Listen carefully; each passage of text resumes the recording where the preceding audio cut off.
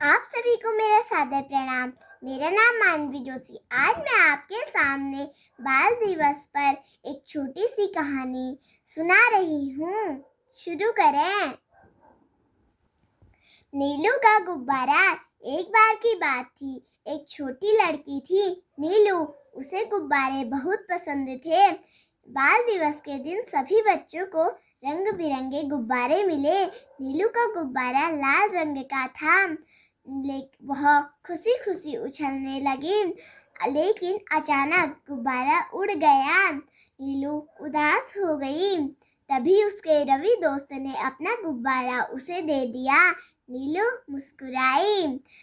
सभी बच्चे एक दूसरे के साथ हंसने खेलने लगे। टीचर ने कहा, बाल दिवस का असली मतलब है खेलना और खुशी बांटना। धन्यवाद।